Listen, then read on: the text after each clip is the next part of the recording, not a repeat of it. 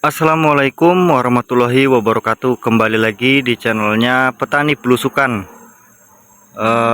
Apa kabar semua sahabatnya Petani Belusukan? Jadi pada kesempatan kali ini kita akan membahas yaitu tentang seberapa pentingnya tentang kastrasi teman-teman ya.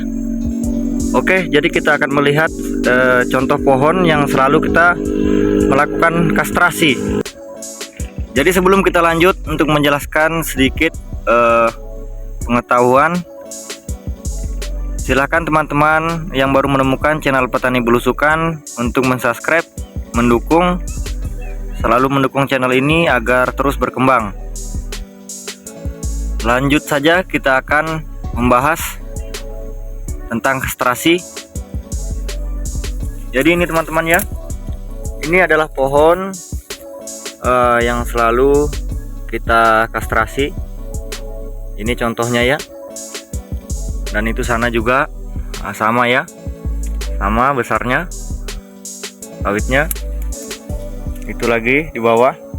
Jadi ini tujuannya kita rimbunkan seperti ini untuk sementara ini di TBM agar kelembapan bisa terjaga teman-teman ya.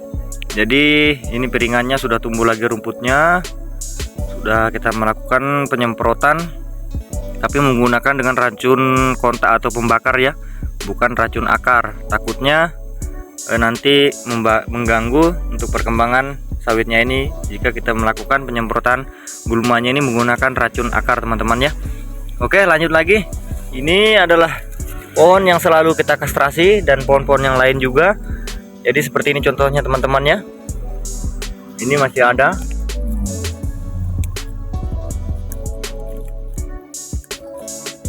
Ya. Ketinggalan ini ya, ini bagian bawah. Jadi kecil dia ya. Kalau bagian atas sudah mulai lebar-lebar, cukup besar-besar. Nah, jadi ini pelepahnya bisa lihat teman-teman. Lebarnya. Pelepahnya lebar. Ini salah satu ciri khas jika kita melakukan kastrasi ya, dia melebar dari bawah. Nah, ini bisa dilihat. Beda dengan halnya jika kita membiarkan dompet-dompet yang ada atau buah-buah yang masih pasiran. Biasanya pelepahnya itu kecil-kecil dan pohonnya ini ya, dan pohonnya ini tidak membesar, mungkin membesar cuman tidak membuka seperti ini pelepahnya ya. Coba lihat ini besar, kelihatan besar di bawah ya, bonggolnya ini, dan ini batangnya, batang atasnya tidak mengecil ya. Nah, beda halnya jika kita tidak melakukan kastrasi, antara ini belahan pelepah ini sama yang bonggol di bawah ini hampir sama besarnya jika kita tidak melakukan kastrasi. Sebab kalau kita tidak melakukan kastrasi itu konsentrasi penyerapan makanan yang dihasilkan dari akar ya. Nah, ini terbagi dengan yaitu ini ya. Ini generatif atau produktivitas yang belum waktunya. Ya, belum waktunya, sehingga ini kita melakukan kastrasi. Tujuannya agar makanan yang diserap atau pupuk yang kita berikan itu fokus dulu ke batang ya, daun, dan tujuannya supaya bonggol ini atau pohon ini mencapai sesuai dengan keinginan, sehingga nanti buah perdana atau panen perdana nanti yang kita lakukan bisa mencapai 5 kilo ke atas lah. Itu kan keinginan kita, itu tujuannya. Akan tetapi kita juga harus memperhatikan daripada pemupukan kelapa sawit ini ya, bukan cuma sekedar kastrasi setelah itu kita biarkan juga, tapi lebih parah lagi jika tidak dikastrasi dan tidak diberikan pupuk sama sekali atau perawatan sama sekali.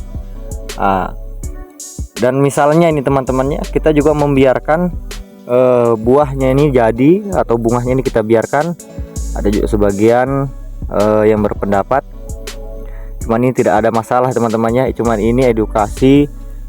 Siapa tahu ada teman-teman pemula yang mau menanam sawit masih dari nol ya, mau menanam sawit dari nol. Jadi begitu pentingnya kastrasi, itu sangat penting untuk pertumbuhan kelapa sawit ini lebih cepat ya. Ini untuk umur sawit ini baru 1 tahun 2 bulan ya, baru 1 tahun 2 bulan sudah seperti ini ya penampakannya, sudah mengeluarkan buah pasir, dompet. Jadi tadi teman-temannya, misalnya kita lanjut lagi, misalnya kita juga membiarkan ini jadi buah atau bunga ini juga belum bisa kita ambil ya, kecuali kita mau mencacah, atau kalau teman-teman bilang di sini diketek ya, diketek atau diberondolin, mungkin bisa laku teman-temannya.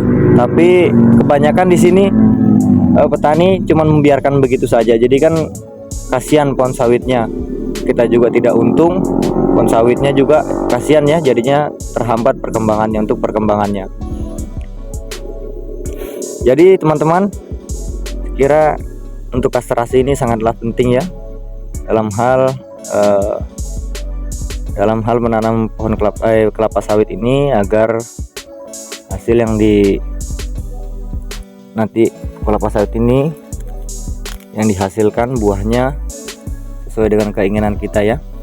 Jadi tidak lupa juga pemupukan, dan nanti ini kita akan melakukan penyemprotan kembali ya teman-teman ya.